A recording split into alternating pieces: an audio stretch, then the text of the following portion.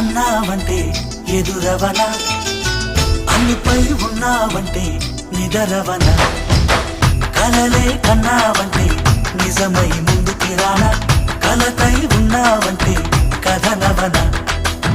అమ్మలో ఉండే సగం అక్షరం నేనే, నాన్నలో రెండో సగం లక్షణం నేనే.